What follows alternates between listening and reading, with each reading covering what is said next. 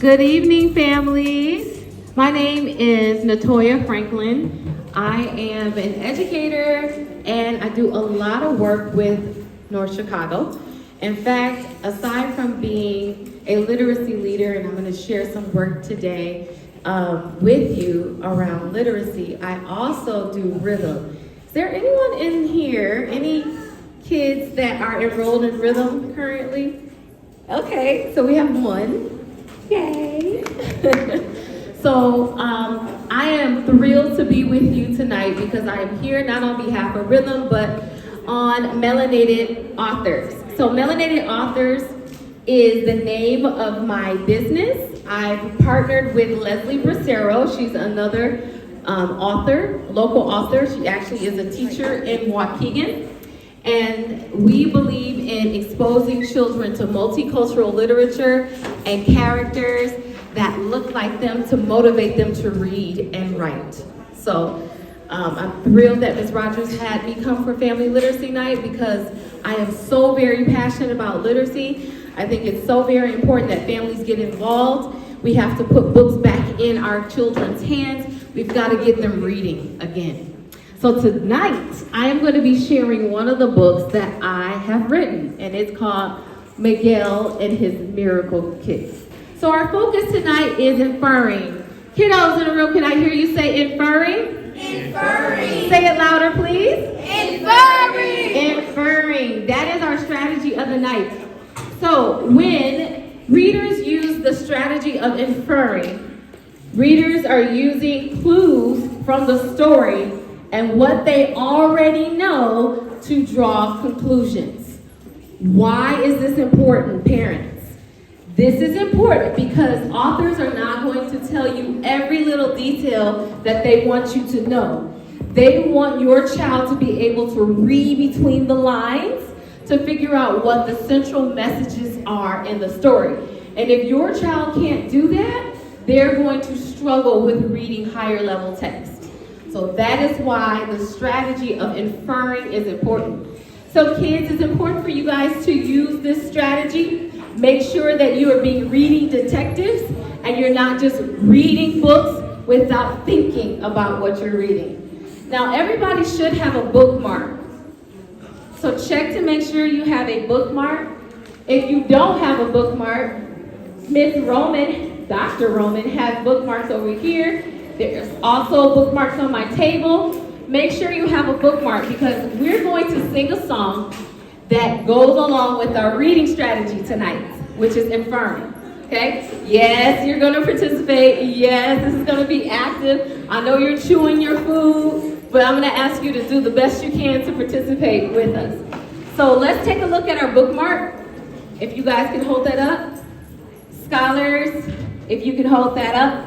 Especially all the children in the room, all the students in the room, I want you singing. Let's see these bookmarks. Can I see the bookmarks? Thank you. All right, so this song is going to help you to remember what the reading strategy of inferring is really all about so that you don't forget, okay? So I'm going to read most of it. Your part is very simple. All you're going to say is I-N-F-E-R, I-N-F-E-R, I-N-F-E-R, inferring is what we're learning. What does that sound like? Bingo! That's exactly what this song is sung to. The tune of bingo. All right, so let's try it. Just your part. Ready? And parents, you can help out too. 5, 6, and 7, go. I-N-F-E-R, I-N-F-E-R, I-N-F-E-R, inferring is what we're learning. We sound like a whole choir. Good job. Clap it up for yourselves. That's awesome. All right, so I'm going to say the rest, and then I'll point to you to say your part. You can look at your bookmark just in case you get stuck, okay? All right, here we go. Finding clues can be hard to do, but authors intentionally leave a few.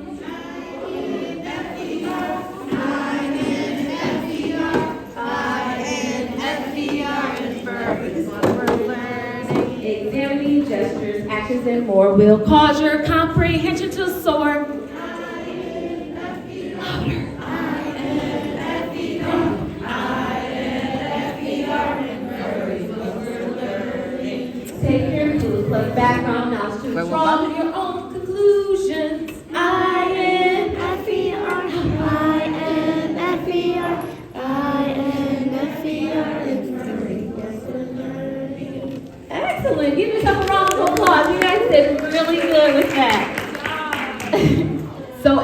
stated before, tonight I'm going to be reading our very first bilingual book, and it's called Miguel and His Miracle Kit. Now, while I am reading, I am going to be asking some questions on a couple of the pages, and it's going to cause us to use that inferring strategy. So remember, when you are inferring, you're using clues in the story and what you already know to draw your own conclusions. Are you guys ready? Yeah. All right. Some books are on the table, so if you guys want to pick it up and read from the book on the table, you can, or you can just look on the screen. All right. Miguel and His Miracle Kit, written by Leslie Bracero and Natoya Franklin, the melanated authors. This book is dedicated to all melanated readers. Remember, you can do all things. Do not let anything or anyone stop you from following your dreams. First page. On April 14th, 2014, the strongest, bravest, and most special little boy in the world was born. His abuelo took one look at him and said, "We should name him Miguel because he's destined to be great." As his mother held him in her arms, she cried tears of joy. She was immediately drawn to his kind eyes. "He's perfect, Papa," she said. As the nurse came to take Miguel to the nursery for the first time, a look of concern came over Papa's face. "What's wrong, Papa?" Miguel's mother asked. "Oh, it's nothing, said Papa. He assured his daughter that Miguel was indeed perfect, but he knew within his heart that Miguel would face challenges later in life. I'm going to pause right here on this page. I want you to pause and you can look on page 3 on your book. And the question I have for you is, how is the mother, Miguel's mother, feeling at this moment? I hear sad, I hear scared, concerned, worried. Maybe. I'm seeing her pulling out words from the text. So how do we know that she's scared? Scared, worried, concerned. How do we know that? Her facial expressions, right? Absolutely. So see how you can use clues to make that inference? Nice thinking. On Miguel's 9th birthday, his family surprised him with the biggest fiesta any boy could ever hope for. There were empanadas, tamales, elote, churros, and horchatas. There was dancing, singing, birthday cake, and of course, the piñata. When it was time to open gifts, Miguel's abuelo took him outside. "Open this, mijo," his grandmother said. Abuelo, me gusta!" exclaimed Miguel as he held a soccer ball in his hands. "I've always wanted to be a soccer player just like you." As they tossed the ball back and forth, Miguel's abuelo kicked it to him. The family all watched in excitement, wondering what would happen next. Miguel hobbled over to the ball. Thud! Miguel fell on his side and the ball didn't even move an inch. Mama ran over, bending down to help him up. "It's okay, my strong boy," his mom assured him.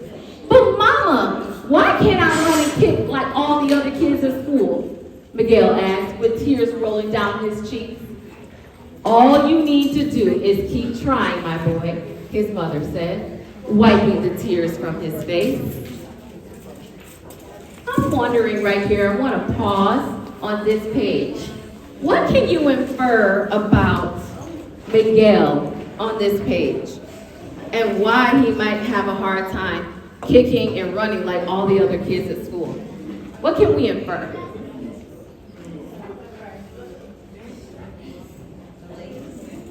Something about his leg. I hear someone saying something about his leg.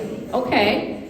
Something, we know there's something going on with his leg. So maybe he has some type of disability. Okay. So what are we thinking? What can we infer? What do you think his disability is? Both legs? Okay. What was that? What about his leg? What is the disability? What can we infer?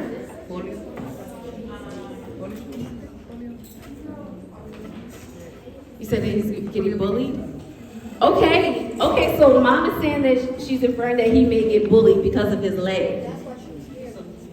Oh, now we're making all those connections from the beginning of the story when Papa saw Miguel when he was first born and he was concerned, right?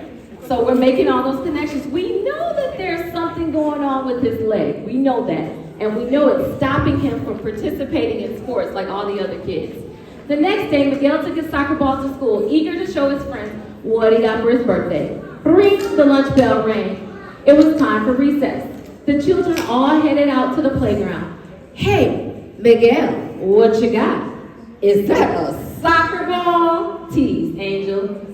Yeah, why? Miguel replied. Who told you could play soccer? Asked Angel. All you do is thump around. You can't even kick the ball. Thumper boy. The kids circled all around him, all chanting, Thumper boy, thumper boy. At that moment, Miguel's mom's assuring words felt so small. So was she right? Is he being bullied? Absolutely, because of his disability. Fortunately, the bell rang and it was time to go back to class. Miguel looked down, tucked his ball under his arm, and dragged his foot back inside for the rest of the day. All Miguel could think of was the name he had been called during recess, which was? What was he called? Thumper boy, that's right. That day, his abuelo picked him up from school. ¿Qué pasa, mijo? His abuelo asked, noticing Miguel's sad eyes. Miguel sighed, looked down at his foot and said, the kids call me the thumper boy today. I won't ever play soccer as good as you. With this clubbed foot. So now we discover what that disability is. He actually has a clubbed foot. Remind me to tell you what inspired us to put this in the book at the end of the story. Pause, Grandpa. Let me remind you of something. You are great. You can do anything. The only thing wrong with you is you don't think you're good enough. It doesn't matter what you don't have. What matters is what you do with what you do have. Miguel looks at his abuelo, taking to heart what he had just said. Abuelo, can you teach me how to be a pro like you? Miguel asked. Si quieres, mijo, said abuelo, excitement in his eyes. I'll teach you everything I know. Abuelo took Miguel to the soccer field down the street from his house to practice. And they practiced every day, dribbling back and forth between the cones, chopping, cutting, stopping, and starting. Miguel even learned to hit the ball with his head. But the skill he had to work on the most was the kick. Abuelo showed Miguel different ways to kick the ball with his special foot. We're almost there. Soon, Miguel had enough confidence to try out for the soccer team. On the day of tryouts, Miguel walked into the field with his family. Angel and his friends were also there. Angel walked up to Miguel. Hey, thumper boy, what are you doing here? You're not good enough to play soccer, remember? Miguel looked down at the kids and the kids began taunting him again. Thumper boy. But suddenly, Miguel remembered his family's encouraging words. Back off, Angel. Your words don't have power over me. I can do anything. You wait and see. I'll be the best frontline player on the team. How many of you say that he is going to be one of the best players and he's going to learn to overcome his disabilities? How many of you say, nope, he's not going to become good at soccer? What do you think? Okay, let's read to find out.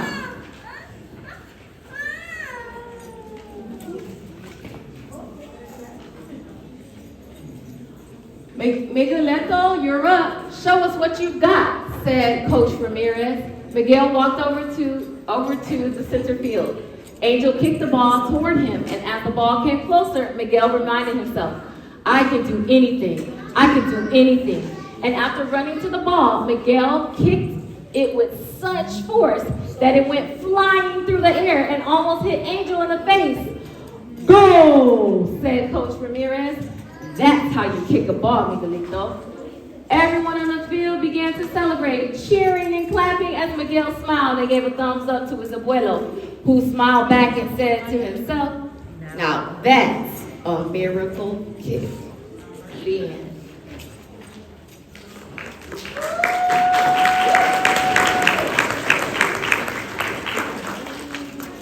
All right, boys and girls, so remember, when you are using that strategy of inferring, you have to use your background knowledge and clues from the story to infer what's going on in the story. And we did just that with the story, Miguel and his miracle kick. Parents, what I want to also do is share with you that every family is going to leave with a copy of my book, Miguel and His Miracle Kick. If you are interested in getting it signed, please meet me at the table after we are moving on to the next activity. And also, you want to share about the, it's okay, share about the book here? Okay. Also, if you want to visit the table, there's information about our Melanated Reading Boot Camp that's happening during winter break.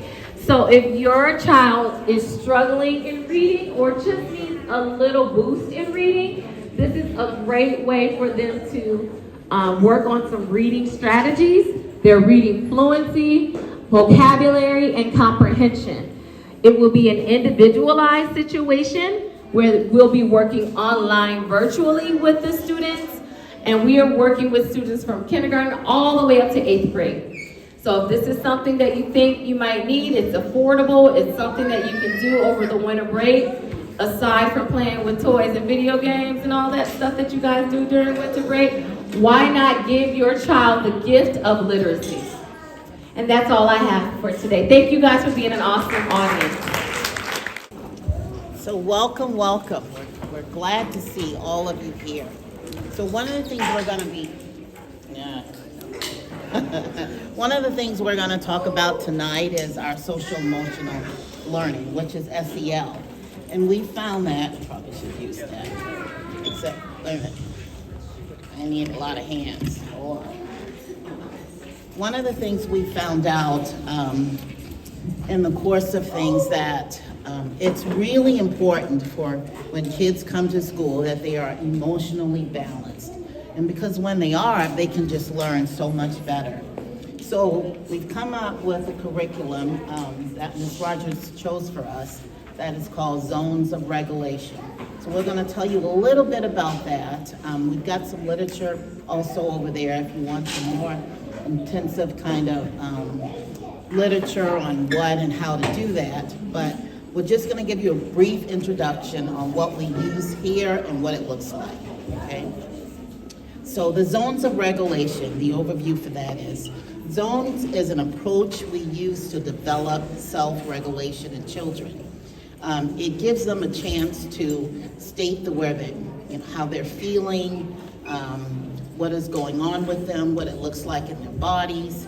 And so once we can do that, then we can help regulate them for learning. So we have 4 different colors, and Ms. Clark Morgan will introduce the colors to you. Okay, thank you everyone for coming. So for the students here, if you have attended a SEL lesson, can you tell me what zone you are in if you're in the green zone? What zone? Happy. That's it, yeah, you're happy. So if you're in the green zone, that means you're happy, you're ready to learn, you're focused, you're calm. What about if you are in the blue zone? Anybody know what the blue zone is? Sick, tired. Okay, so You got a couple of them. So you're sick, you're tired, you're moving a little bit slow, you might be bored, so you're moving slowly. So if that's what you are, if you're in the blue zone. What about yellow? Yes? You're worried, you're nervous. Okay. Okay. Absolutely. She said that you are worried.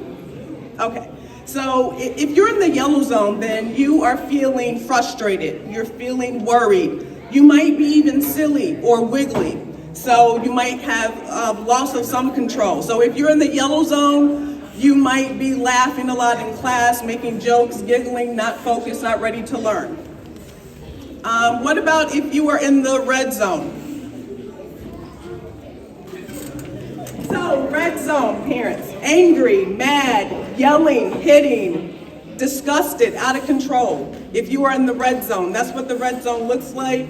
So then you might have a difficult time staying focused, you're not paying attention. So those are our 4 zones. What are our colors again? Can somebody name the colors for me? Red, green, yellow. Yep. Okay, yes. Thank you. Those are the 4 colors for the zones of regulation. Okay, so parents, just a recap. We want to remember that the zones of regulations, they help the kids identify their feelings. They make them aware of what they're feeling, and they should learn how to use the appropriate feelings in order to be able to help you and the teachers kind of understand what they're feeling so that they can be better able to learn and maybe listen to you better at home, right? So what we've done here is on the table, you'll also find that we have given like some take-home check-in strategies that you can use. So be sure and pick that up. And yeah, and a copy of the strategies also. The same things that Ms. Clark-Morgan just spoke about, we have them kind of written down for you to take. One of the other things that we also learned is that like One other thing that we learned about is that learning how to breathe, right, is really kind of essential because we kind of do it anyway all the time. But sometimes when we're mindful about what we're doing and we take a moment to breathe and inhale and just relax, it kind of maybe helps you to balance a little bit more. It gives you a little bit of time to kind of refocus and rethink about and even reprocess what you're doing. So we came up with this lazy breathing, and what it does is it just kind of teaches you how to go in and out, and you kind of think about an 8 figure. So you go in, you breathe in. You don't do it? You don't do it? Okay. We're gonna practice this. Practice. All right. So if you have your paper, but if you don't, you can still kind of follow along. Let me start. So we'll start where it says breathe in. Yeah, trace the 8 with your finger, and while you're doing that, do the breathing, right? And then when you get to breathe out, everybody with me. Breathe in. Always breathe out. Please breathe out. Breathe out.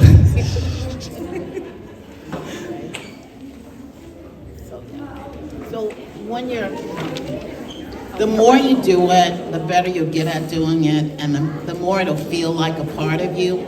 But breathing in really helps you to relax. So here again, these are the zones of regulations. This is what we use here. We kind of use the 4 colorings. So in your language and speaking to your kids so we can have a common language, use them, okay? All right, and we'll send home a copy with you. Any questions, concerns, comments? Oh, good, thanks. All right, so our next part is we're going back into our reading. So we have a new reading curriculum. It's called HMH, and it has so many different parts to it to help our students. So the books themselves, they can write in. go through the stories, they answer the questions. There's vocabulary that goes with it, academic vocabulary. There is writing that goes with it. There's spelling that goes with it. There's collaborative conversation, which we need. There is online pieces, so when they go home, particularly my dual language students, they can have the stories read to them in English or in Spanish. So it's in English or in Spanish. All the materials on there online for them, okay? 2 books to use. It's a little different than what we had before because our curriculum focused more just on reading comprehension and a little bit on writing, but it didn't focus on the phonics. So what we found is that they were missing that by the time they came to 4th and 5th grade. We didn't have that phonemic awareness. We were struggling with sounding out words and knowing how we're reading. We were struggling with spelling and vocabulary. So we need to get back to the basics of doing everything that you need to do in order to be able to read in schools and outside of schools.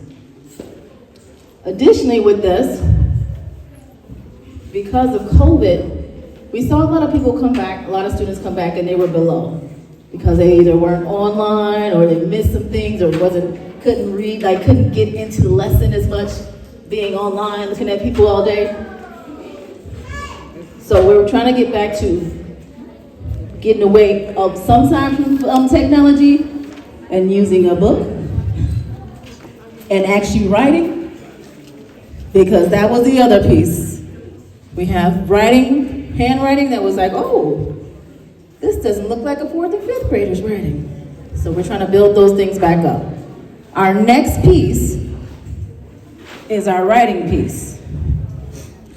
So with our writing piece, there's a piece called Oreo. I'm gonna let Ms. Stevenson go ahead and lead us in that. You guys will do an activity with that one. So let me make sure I have the activity and the papers out for you guys. All right, so hopefully everyone was able to get a copy of the Oreo organizer. If you need a copy, just raise your hand. Up in the back, Ms. Brightwater. All right, while we're still getting the sheets out, let me just explain a little bit of the purpose of Oreo writing. And for 4th grade, this is a sneak peek. So Oreo writing is used when we are writing an opinion essay or an argumentative essay. Hola, usamos herramienta para ayudarnos a escribir ensayos de argumentación, de opinión. Espero que todos tengan sus copias del Oreo. Si necesitan una copia, por favor, que levanten su mano. ¿Todos tienen? Y esto es algo que usamos mucho en 5º grado, ¿cierto? Entonces es un preview para los de 4º grado. Get ready. Apúrate. Yeah, get ready. All right, so again, Oreo writing is used when we're doing opinion writing, argumentative writing. We're trying to prove our point for 2 sides of a coin, okay? And so each of the letters stands for the section of the essay that you would write. So we'll start off. I'm not going to give you the topic yet. That'll be the activity that you'll complete once we finish talking.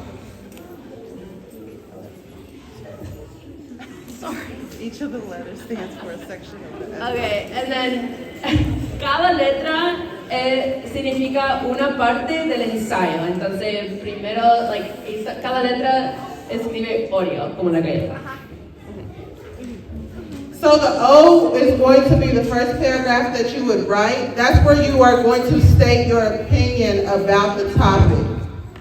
So for example, if my topic was, who's the best soccer player? I may have one person that says, Messi. And I may have someone else who says, Ronaldo. Yeah, I'm with him. I'm with him. and so now we have, we want to argue our stance. So the O, you're going to state your opinion. I think Ronaldo is the best soccer player. I think Messi, I think fill in the blank. Entonces en la primera caja dice O, que quiere decir opinión, ¿ok? Es el primer párrafo donde vamos a escribir o declarar la opinión que tenemos. Entonces, por ejemplo, una persona puede decir que yo pienso que el mejor futbolista del mundo es... Que el mejor futbolista del mundo es... Y otra persona puede decir... Ronaldo. Ok, so en la primera caja van a escribir una frase completa. Yo pienso que el mejor futbolista del mundo es Messi o Ronaldo o que sea. Okay, so that's O. We've now stated our opinion. Next would be the letter R. The letter R stands for your reasons. So what I explained to the students as we were learning this is that when they come up to you as the parent and they say, I should get a $20 increase in my allowance, and you say, why? This is where we have to start giving our reasons why. Well, I've been good. Okay, but what does that look like? What does that sound like? Okay? So reason one would be to support whatever your opinion is. So if we're still with the soccer example, then you would give one reason why you feel Messi's the best soccer player, Ronaldo is the best soccer player. Okay? For your writing essays, we like to encourage the students to give us 3 reasons. So that's why you will see RE 3 times. Okay, so R is for reasons. This is where you're going to give me 3 reasons to support.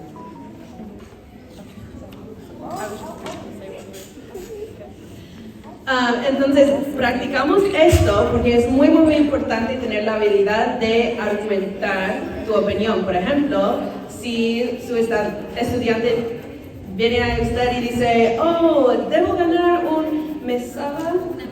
mesada de $20 cada semana, por favor. Y digas, pues ¿por qué? Tiene que tener la habilidad de argumentar y promover su opinión. Entonces, en la segunda caja dice RE, que quiere decir razonamiento y ejemplo. Entonces, van a escribir 3 razones distintas y 3 ejemplos para promover su razón. All right, so you've given your opinion, you've stated your reason to support your opinion. I should get a $20 increase, I've been really good. Now I need some examples, I need some evidence. That's your letter E, examples or evidence. Going back to our example for the best soccer player, to support, I think Messi, I think Ronaldo. Ronaldo has the best, I don't know much about soccer. Messi's won the World Cup. Messi has won the World Cup. Messi has won more World Cups. Now when I give my evidence, I'm going to state the year that Messi won those World Cups. I may state statistics on Messi's record. Am I speaking with Messi? Sure. Okay. I don't know that much about it. We can power through. Or Ronaldo, because some of my students will disown me if I don't say. I think Ronaldo. Okay, well you get up here then. That's my Example. That's my opinion. And mi opinion. Her opinion. Okay. So, por ejemplo, tu razonamiento puede ser que yo pienso que Messi es el mejor porque ha ganado más copas mundiales. Y para los ejemplos, para decir el año en que ganó su copa mundial. Okay, so we've given 3 reasons, we've given 3 examples or pieces of evidence to support our opinion. And then lastly, the O, I teach my students that an Oreo has 2 cookies. It has one on the top and one on the bottom. And those cookies look exactly the same. The O at the end is where you're going to restate your opinion. It should match what your opinion was in the beginning of the essay. We don't want to change our opinion once we get to the end of the essay and say, well, Messi's the best soccer player. These are the reasons now that I thought about it is Ronaldo. Okay? We want to make sure that our opinion is consistent throughout the essay. Y siempre decimos que una galleta de Oreo tiene dos galletas, una arriba, una debajo. Entonces no puedes escribir tu opinión. Estos son mis razonamientos y, well, pienso ahora que Ronaldo es el mejor o algo. Siempre tienen que tener consistencia. Lo que escribes al principio, tu opinión, tenemos que hacer abajo. So I'm going to give you a topic so you can practice this skill with your students. This is a very controversial topic for parents and students. And so I'm sure that your students will be able to give you 3 reasons and 3 examples to support their opinion. And parents, if you stick together, you'll be able to come up with 3 reasons or examples to support your opinion. Using the graphic organizer, I want you to write your opinion about the following topic. Should 4th and 5th grade students be allowed to have cell phones? Oh, that's a good one. Yeah. Students, your job is to find 3 reasons, 3 examples to support your opinion. Parents, your job is to do the same. May the best opinion paper win. Ahora se debe escribir sobre el siguiente tema. Se debería permitir que los estudiantes de 4º y 5º grado tengan teléfonos móviles. ¡Chan, chan! Quizás su estudiante puede escribir uno y usted puede escribir otro. Que no, right? Los padres pueden escribir otro. Que no tenga teléfono. Pero sí, en unos momentos No, pero sí fue bueno. necesitamos 3 razones fuertes. ¿Ok? Y después de estos 10 minutos, So mom's gonna write hers. Mom, these are your reasons. You gotta come up with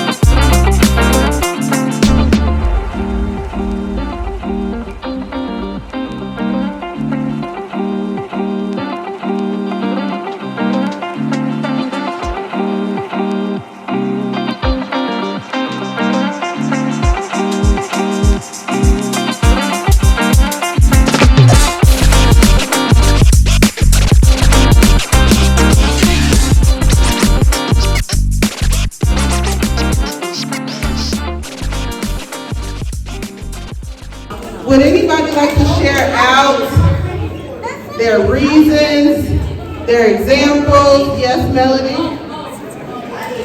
We should because we can use a calculator in math. Thank you. All right, that's 1 point for students should have calculators. Parents, anybody want to share out? Am I getting in the middle of something back here? Because I have one parent that wants to share out. Mom. They should not have one because it could be a distraction to the students and other students from the lesson at hand. That was perfect. I have a student that says that 4th and 5th graders should have cell phones so they can look up definitions. okay, hay algunas personas que quieren compartir sus razones, ¿sí? En contra o en favor de los celulares. ¿Alguien quiere compartir? You got one? In case of an emergency. Okay, en caso de emergencia. Otro, quiero 3. Esto fue uno, quiero tres. Secondly, we can search up strategies for fractions. Okay. Dice que puede buscar estrategias para hacer matemáticas. Secondly, to take pictures with your family members. Oh, okay. Y al final se puede sacar fotos con su familia para tener un recordatorio de so cute. All right, so now, last activity. Last activity. One of the things that we need to make sure that we have is vocabulary. And not just the regular vocabulary words, we need what we call academic vocabulary. So academic vocabulary are words that go along with the types of stories that you're reading. So if you're reading about automobiles, you need to know what diesel means, or you need to know what things that you may not see in a regular story that pertains to that story. So our teachers also do a piece with vocabulary to get students to understand what they're reading in their stories. And they're going to pass that out. And I'm going to have Ms. Paredes come up here first. Ok, no se pueden ir sin hacer la actividad de español. Vamos a trabajar vocabulario académico, no el que usamos todos los días. Un vocabulario con el que sus estudiantes se están aprendiendo a expresar en los libros y los textos académicos que están leyendo. So, ustedes van a tener la oportunidad de trabajar igual que sus estudiantes.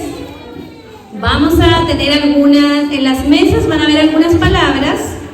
Ustedes van a elegir la palabra que ustedes quieran trabajar, quizás la que conozcan mejor, y luego la vamos a exponer con algunas oraciones de ejemplo de cómo utilizarlas.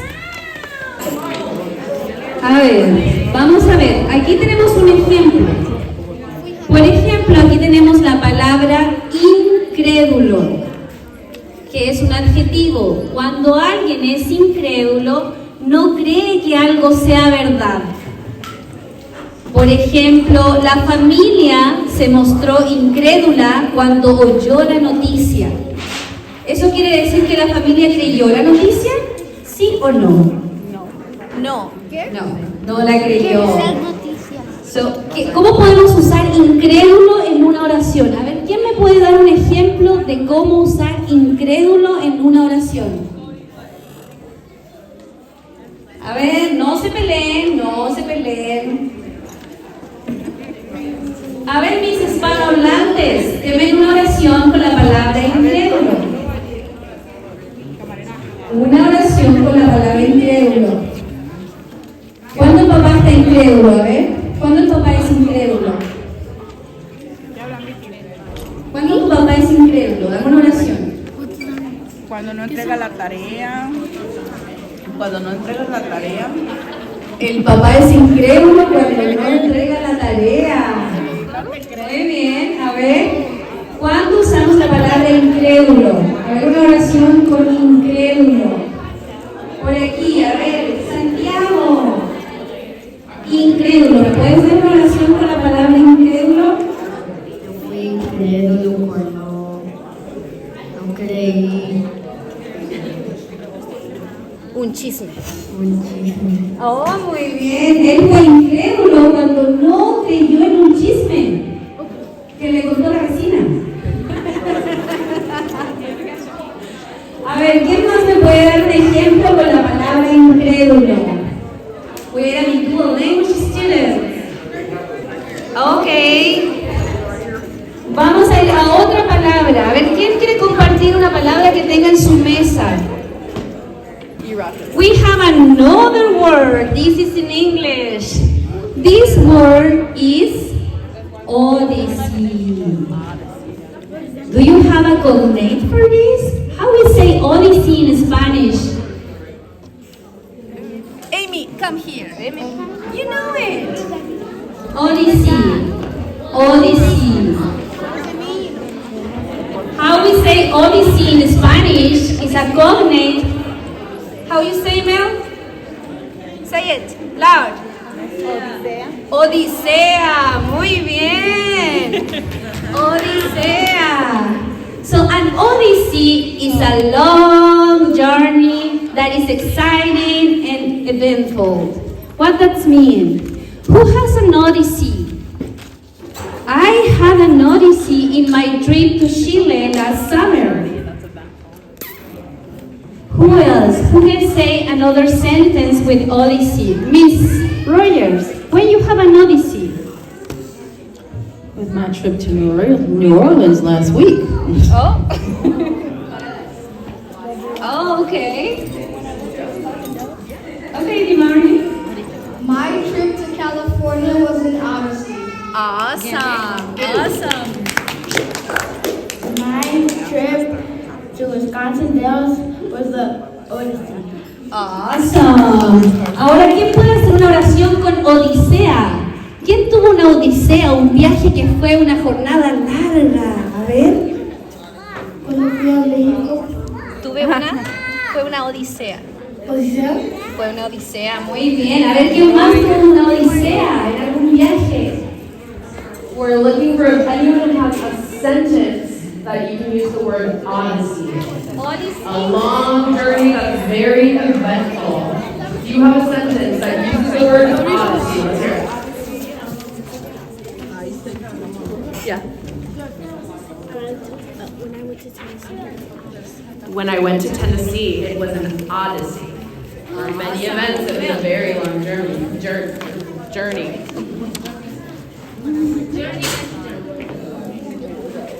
Oh my gosh, when I went to Arkansas, it was an odyssey. I cannot feel that's even longer.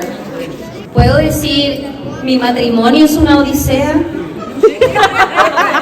Can I say it? My marriage is an odyssey. Ah, What a journey. it's a long journey.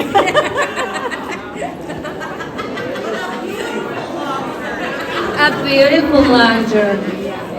¿Quién más puede decir otra oración? A ver, ¿qué otras oraciones tenemos en su mesa? ¿Qué otras palabras hay en su mesa que ustedes conozcan? Allá, Carmen.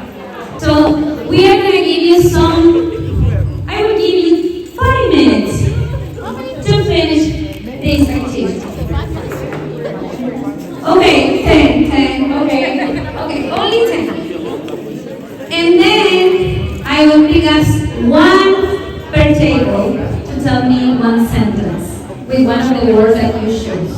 Okay? So I'm gonna take it up a notch. We'll have one person show their whole thing when you have your sentence, your picture, your definition, and the word. Okay, the word. we are gonna take one person that want to share what they did. Please raise your hand. Don't fight. Don't fight. Raise your hand. Who can read? Okay, I'm going there. Okay, Melody. What's your word? Indispensable. Okay, what is the definition? It's necessary. Okay, tell me one sentence with indispensable. My house is indispensable because I needed to live in. Oh, that's beautiful. Love it. ¿Alguien que quiera compartir alguna otra palabra? Destiny. Destiny es su palabra. What is the meaning? A person's destiny is what will eventually happen in their life. And can you give me a sentence with destiny? It is my destiny to graduate from college. Oh, love it. Me encanta. ¿Alguien más? Alliteration. What's the definition? The definition is the filling or the reverse and alliteration for identity. Okay, can you give me a sentence? I love the worship of God. I study the Bible. Okay, love it. What is it? Adoration word. Okay, I love the worship of the God. I study the Bible. So you adore to study the Bible? Yes. Awesome. What is your word? Destiny. Destiny 2. Okay, what is the meaning? A person's destiny is what eventually happened in his or her life. Okay, and give me a sentence with destiny. My destiny is to be a doctor. I love it. Oh, the last one, the very, very last one. I'm going running. What's your word? Mortal. What is the definition of mortal? A mortal is a person who lives and dies. Can you give me a sentence with mortal? A dog is a mortal. Love it. Thank you so much. Un aplauso, por favor, para todas estas personas que participaron. All right, so I just want to thank everybody for coming out. Next one will be probably a math game night. So we'll have some different math games, and I'll be working with some people to try to get a little box of games to go home with you guys. So more information to come with that. Thank you. We have some stuff left. If you want to take a plate to go, you feel free to do that. If you have any questions, let me know. I'm here. Again, I'm Miss Rogers, the principal. Thank you, guys. Con esta actividad terminamos la noche. Muchas gracias, padres, por venir. Vamos a hacer más actividades como esta. Seguramente en el futuro vamos a hacer en distintas habitaciones para tener un poco más de privacidad. Vamos a hacer una noche de juegos donde van a poder llevarse juegos a su casa también. Si alguno quiere llevar algo de comida, siéntase libre de hacerlo. Cualquier consulta con Miss Rogers, ella es la directora. Muchas gracias y buenas noches.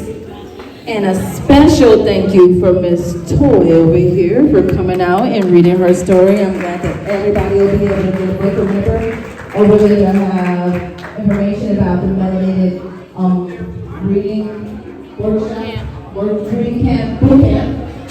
And then also if you want your book signed, come over to her and she will sign your books for you.